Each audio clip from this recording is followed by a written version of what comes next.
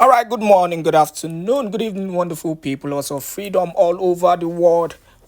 Once again, I welcome you to this wonderful weekend. This is Let's Talk TV, your one and updated YouTube channel that gives you quality news and informate as it is hot. Now, let us go straight up to the issue because this whole saga and propaganda, should I call it a saga? For me, I'll call it a propaganda between the Prime Minister Simon Èkpá and Uchechi Kanu. For me, like I said the last time, I think this is more like a distraction, against the struggle. I feel it's an attack against the struggle.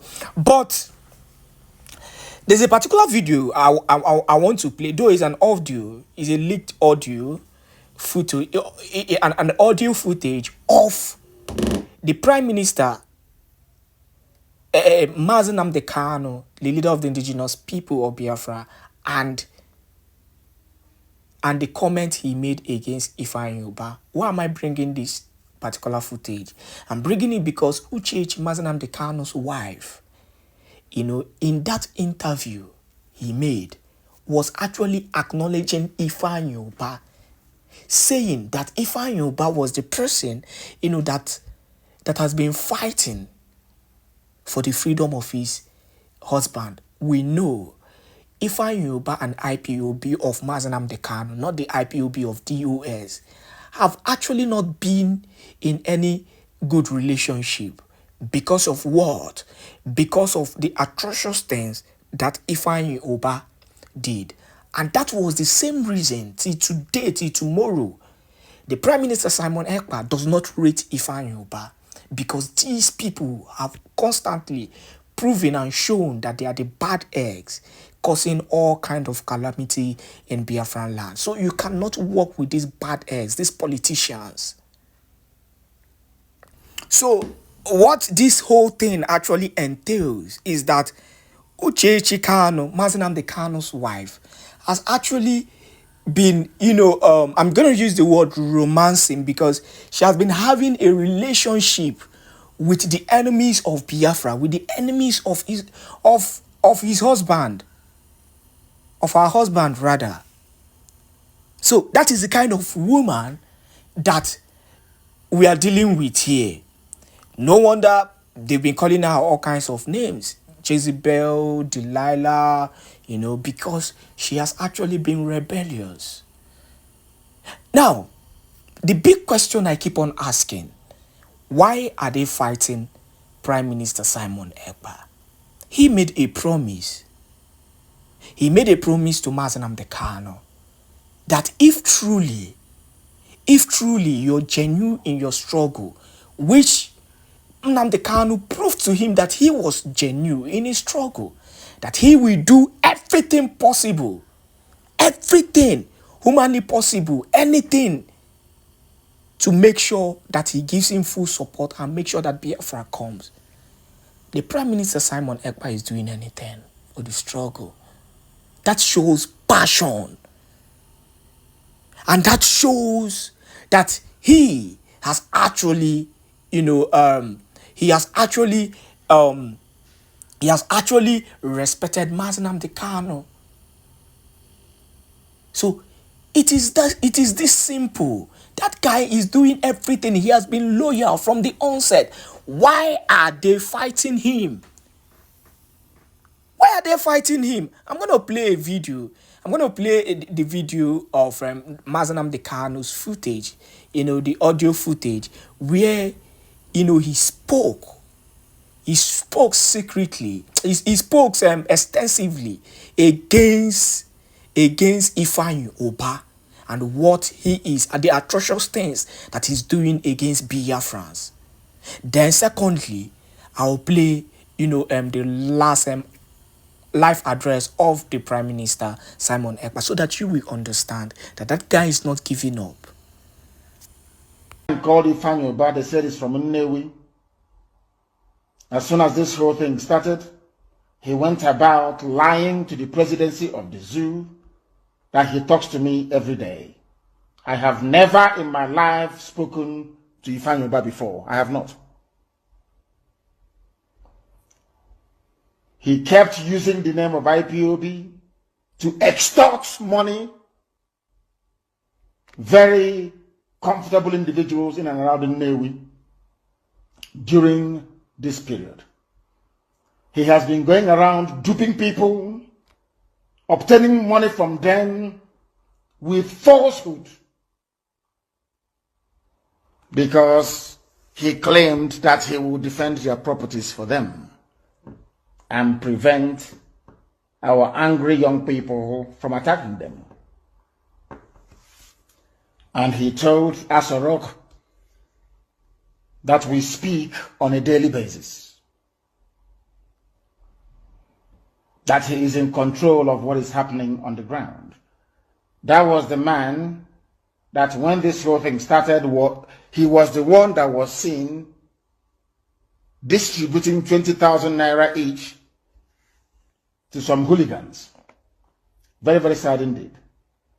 Those people that later on decided to occupy the road leading from Onitsha to Owerri, that necessitated or warranted the order that I gave during one of our emergency broadcasts that they should clear from the roads, which they did. If you know this man, Ifeanyi, who is from Nnewi, you go and warn him. All those stupid politics and games they play, we don't play it. We are IPOB. We don't play all those. They can play that nonsensical games with the hotelier. Not with us. Because we are very, very serious. If you have been duped with the name of IPOB, if you have been deceived into thinking that Ifeanyi has the ear of anyone, not even the unit coordinator in his village, then you are grossly mistaken. We don't know who he is, and we do not care to know who he is.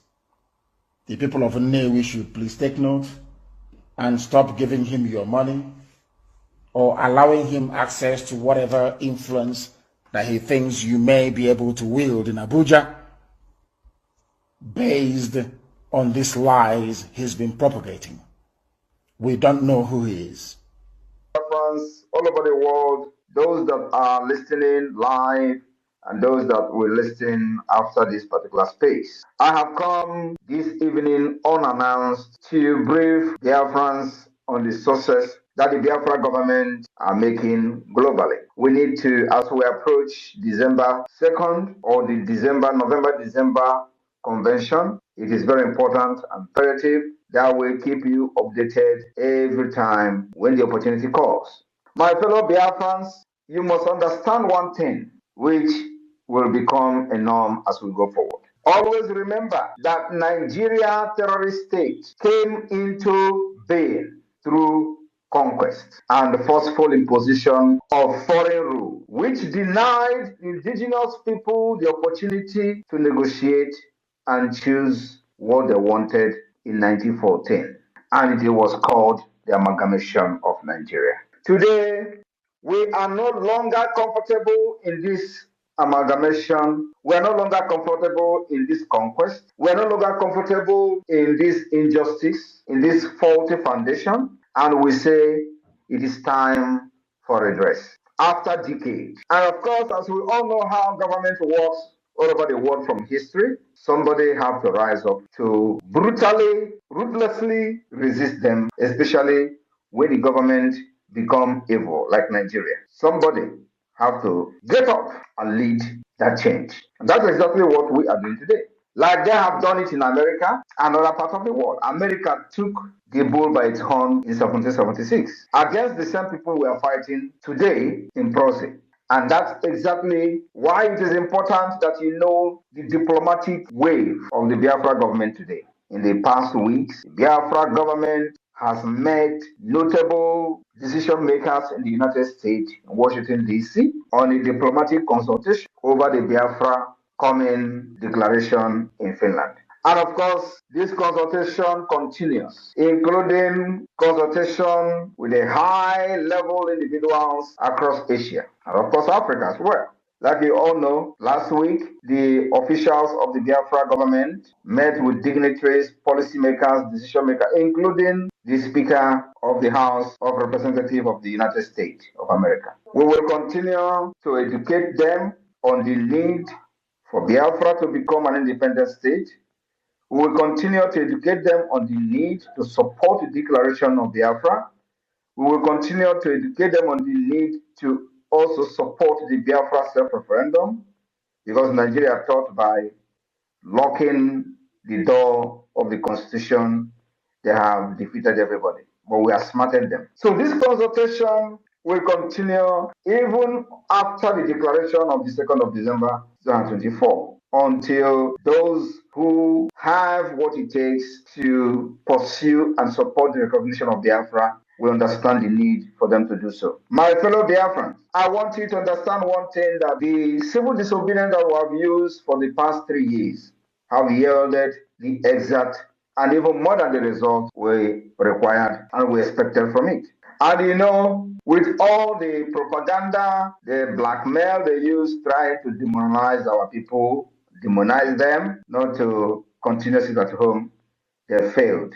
And let me tell you, you know, one of the things they usually come with is that, oh, you are destroying the economy. Oh, the sit at home, because of the sit at home, they have lost billions in the South. Now, let me make it very clear today. Any day they come with such nonsense, ask them, when the sit at home was not there, they were making this billion.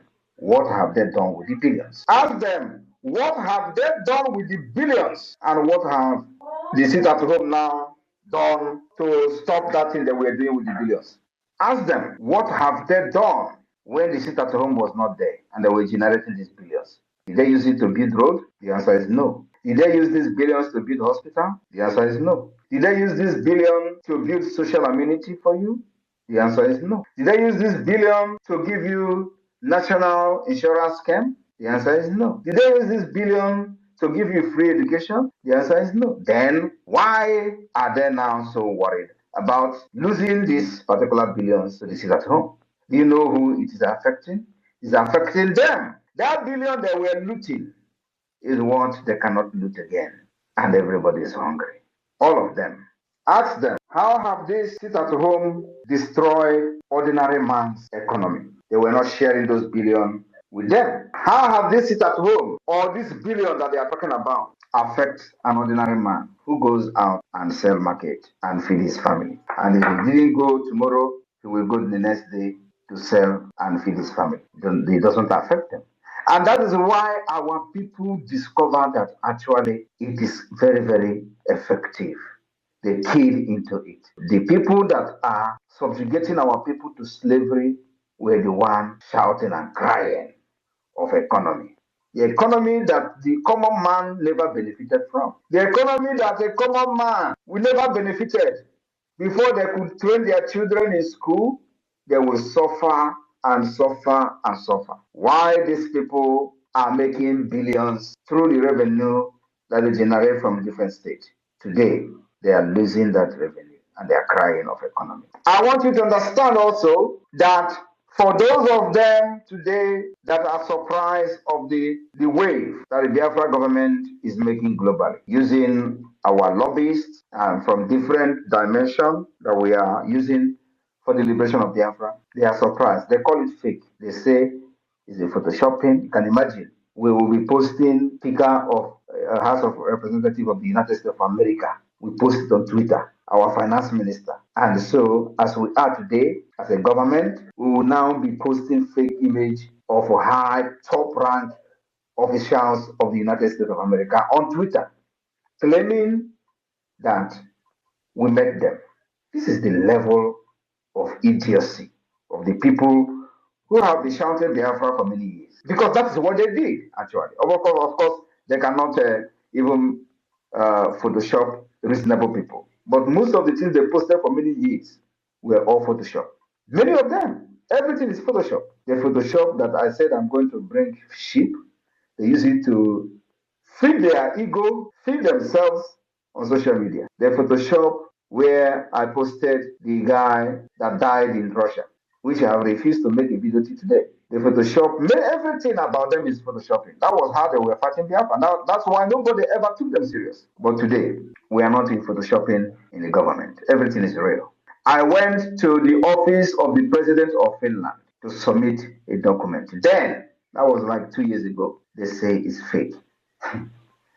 And with my level in Finland, I will be posting that I submitted a letter to the office of the president of Finland and it is fake.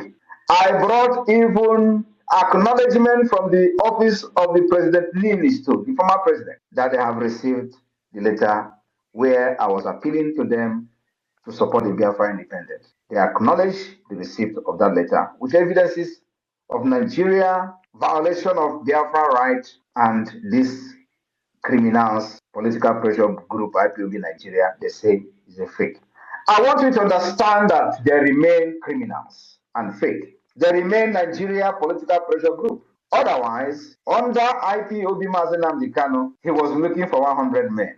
With all the idiots scattered all over the world shouting IPOB, IPOB, Mazen Nnamdi Kanu was looking for 100 men. Do you think he was actually wrong? Do you think Mazen Nnamdi Kanu was wrong to be shouting for 100 men on Radio Biafra, where this illiterate will littered everywhere, doing container shipping with IPOB money? Is it that Mazen Nnamdi Kanu was wrong for saying, I need 100 men, where they have all these market women? If market women, I don't want to belittle the market women, they're actually very hard working. But today, when we say that we are not going to use lobbies, we're not going to waste money on lobbies, was when we do not have the foundation. Was when there was nothing to show. You don't go and start paying lobbies when you don't have anything on ground. That was what this political pressure group did, only to just entice people and scam their fans of their hard-earned money. That was what they did. They deceived Mazen Nnamdi Kanu to be paying 80,000. Even those people paying that money, $80,000, they were doing Abatek here with the same lobby firm. How many Biafrans know that the same lobby firm that were paying 80,000 was the same lobby firm that was defending Okonjo Iweala? The same time they were defending Okonjo Iweala, and at the same time IPOB was paying them $80,000. And you think they actually received that money? Now ask yourself, with this their so-called lobbies, can they bring one picture of them meeting anybody in Washington DC? I want to share a story. The reason the $80,000 lobbying firm, whether they actually paid that money or not, the reason why that particular agreement was revoked was because of Okorafor, Uchenna. Uchenna Okorafor, the secretary to Onyendu, wanted to be part of the meeting of this lobbyist, and she participated in that meeting few times. Do you know who is the chairman of the lobbyist like representing IPOB? Do you know? Now let me tell you. The person who was in charge of the IPOB lobbying group is called Ogbuehi. Ogbuehi that doesn't know nothing in America. Ogbuehi was the one in charge of from the IPOB group. Ogbuehi was the one in charge, telling the lobbyists that he is the representative of the IPOB. Uchenna Okorafor went to the meeting several times. Ogbuehi will sit there and say nothing. In fact, nothing was being said, nothing was being discussed. That Uchenna Okorafor wanted to raise an objection that this payment of $80,000 or whatever they were paid, that the money is being thrown into ocean. They started fighting her. This was happening, bam! And Onyendu was kidnapped. Now, Oyibo came on board. Giddy, hired another one they call Allen White. We did the shambolic agreement. He started paying $60,000. This time, I was the one preparing documents for Allen White. I was the one, Simon Èkpá, was the one preparing, filing annexes, evidences of the Nigeria human rights violation against Biafra people. I was the one compiling documents day and night. I didn't sleep. But they were the one receiving $60,000. Nothing. The first annex, I filed it. The second annex, I filed it. Working with somebody in Strasbourg. I am sharing this story because I don't think I've shared this story ever. At a point, I questioned why 60,000 is being paid, because I am doing this job by writing and compiling these evidences as an annex. I will do it. They will tell me to do it again. I will do it, and they will have some kind of proofread these annexes up to 5 times. I will not sleep to make sure that these annexes met the standard requirement of the ICC. At the end of the day, they will pay them $60,000. I begin to question Oyibo before she begin to say, okay, now maybe we are going to stop paying them. Why am I telling this story? Then I said, we will never hire lobby. We will do this ourselves until further notice. Because you don't hire lobbyists when you don't have any structure. You don't hire lobbyists, and what are they going to be telling the people you are meeting? Oh, that you are from Biafra land, you are fighting for freedom. What exactly are you going to show? To show how serious you are. Discussing with the people, if you actually have the opportunity to meet the people, what are you going to present to them? That you are carrying flag on the street? Is that what you are going to present to them? Or that Nigeria is killing you? No! I know what I am doing. I have the template to get there. I said nobody will hire lobbyists until the right time comes. And the right time is when we have put every structure in place, including government institutions, and which include the Biafra Liberation Army, Biafra forces. Though these are part of the government institution that must be put in place. Because as we are doing this, we will not sit down and watch Nigeria kill our people and to use their picture to go to the ICC. No, we will defend ourselves as much as possible. Then we decided to start preparing for the defense of Biafra. If you remember, we started preparing for the defense of Biafra. Then the Biafra government in exile came on board. Before then, a lot of things that happened on the ground. Yet, we decided to have the first ever convention, first ever convention internationally. First. IPOB Nigeria never did it. First ever international Biafra convention where declarations were made, where alliances were signed, and it became part of the history of the struggle. After that, we begin to put in place all the institutions of the government, department, ministries. We begin to appoint ministers, cabinet members, and all that. And of course, we begin to officially defend ourselves, engaging the Nigeria terrorist army. Head on, iron to iron, gun to gun, and they're hearing it. Now, after we have achieved all these things, we also did not just achieve them, we also defined the Biafra map. Because if you want to go and do lobby, the people that you are going to meet, if they're actually serious and real, they're first of all going to ask you, where is your map? That question that I've been asking all this while is actually the right question from the wrong people. Then we define our map. We did not just define our map, we also created the state. We allowed everybody inside that map to define the boundaries of their state. And they did. They presented to me 40 United States of Biafra, which is the structure that we have even before the emergence of Wazirike and IPOB. I resurrected the plan of Ojoko, which is not known by anybody. Now, after that, when we see that the government is functioning very well, including, before I forget, including establishing the de facto government in the homeland, which gave birth to the map and the state structure. After that, we now say that, okay, we have achieved the criteria to be recognized as a state. You can never ever be recognized as a state under a political pressure group, according to international law. The law of Montevideo Convention make it very clear. The criteria you must attain to be recognized as a state. Under IPOB Nigeria, you can never qualify for that. Where is the structure? And that is what Mazi Nnamdi Kanu saw and told this idiot. Go and listen to Simon Èkpá. He is bringing a new dimension to this awareness we're making. Now look around yourself. Will you say there is no new dimension? Will you say that we are doing what they were doing since 10 years or 30 years ago? The answer is no. If he was so selfish, he wouldn't tell you to listen to me. If he was so stupid or self-centered, he wouldn't tell you to listen to me. He would think that I'm a threat. Because the time I wanted to interview him in my platform, those people who surrounded him and he was looking for 1,000 men, fought against him coming to my platform. And he was like, are we still fighting for Biafra, or is there something they are protecting? If you see somebody that is better than you, bring him in. That was what Mazi Nnamdi Kanu did. They were saying, don't go, don't go, don't go. That night he was on call, or everywhere they are in the world, they were calling him, don't go, don't appear, don't appear.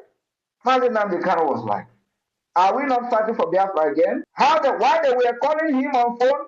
I was on the phone also with Uche Okorafor's mother, and I was listening and hearing Mazi Nnamdi Kanu on the phone. Don't go. He didn't take oath. Oh, that guy is a traitor. They have given us information from Finland. What information did they give to you from Finland? The information that Simon Ekpa is somebody in Finland. That was the information. Are they telling you that Simon Ekpa is a criminal in Finland? No. That Simon Ekpa is connected. That was the information. And for that reason, he will hijack everything. That was the information. But did he actually come to hijack? The answer is no. But Mazi Nnamdi Kanu saw somebody who will change the face of the agitation for Biafra. And he was happy. And today, that thing he saw in me is manifesting. And I told him and promised him, if you are ready, really, really ready to fight for this Biafra, I will be the first person. And you are ready to do anything. I asked him, are you ready to do anything on live broadcast to get Biafra? And before he answered me, I said, hold on. If you are ready, I will be the first person to follow you. Now, if Mazi Nnamdi Kanu approved doing anything for Biafra, why are they fighting what I'm doing today, which is actually anything?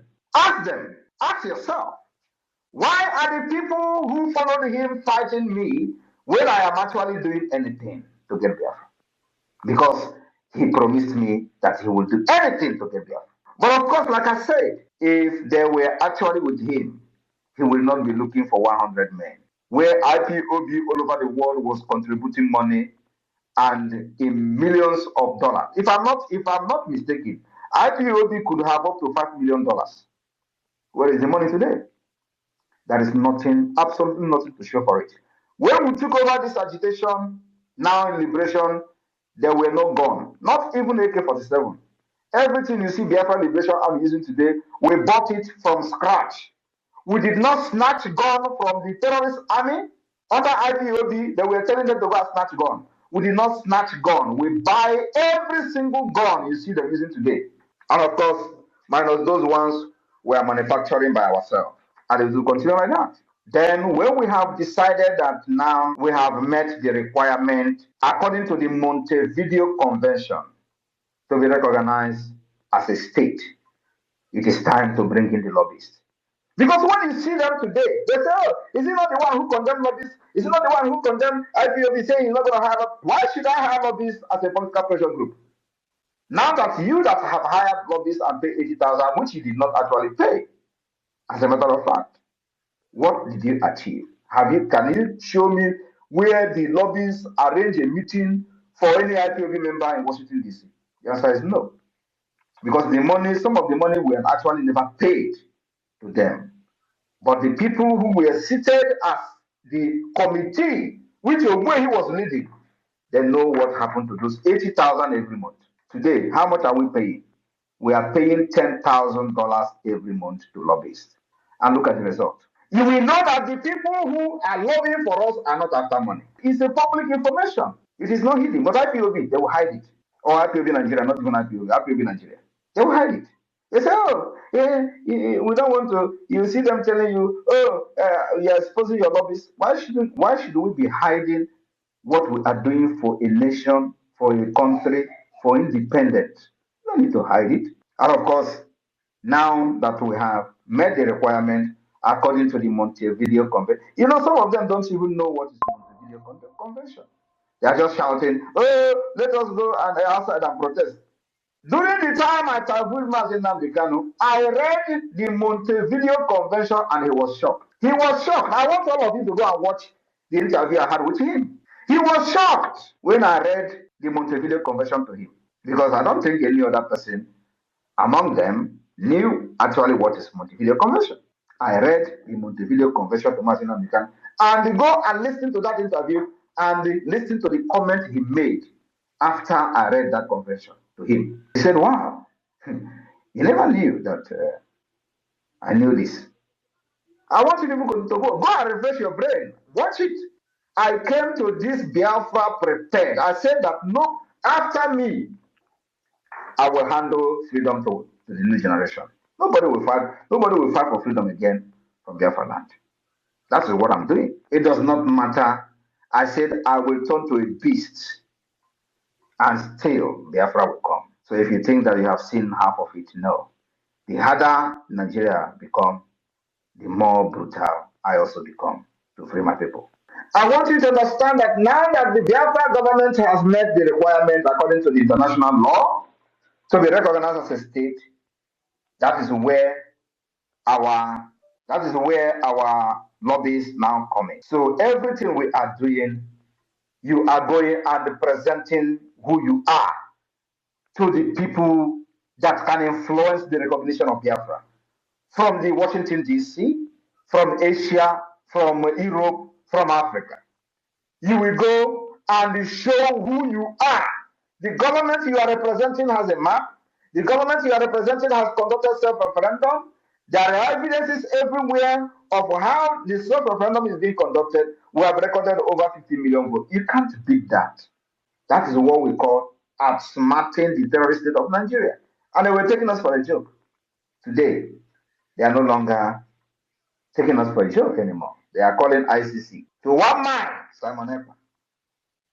And they tell you, oh, the time they were catching Mazina, why didn't they make it public? Why would they make it public?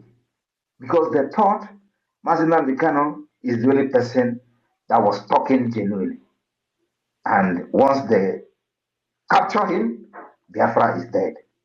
And of course, they celebrated the kidnap of Mazina in Abuja, including the one some people were kneeling down thanking God in Lagos. Oh, they came every now and then to grant national interview on national TV that Biafra is dead. Let them see how they will rise up again. As that was happening, Simon Ekpá was somewhere observing them. Ejiofor promised them he is in charge of IPOB. Where is he today? He's gone. I want you to understand, mark my word now. Once Nnamdi Kanu is out, IPOB is gone, dissolved, completely dissolved. Mark my word. Every person today that is fighting me on the other side will be gone. I want you to mark this day. Mark this word I'm telling you now. Every one of them will be gone. As we are approaching the December declaration of Biafra, we will continue to push for the recognition of Biafra. At the same time, getting investors ready to invest in Biafra land. And when you hear them, when you see that they are everybody, I told you people that the propaganda is going to increase. Do not think that you have seen propaganda. No, you have not seen. Somebody like me, I am already cooked.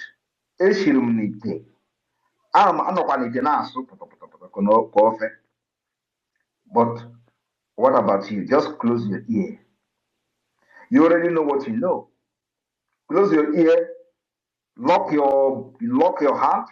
Propaganda is going to come. I told you people a few weeks ago.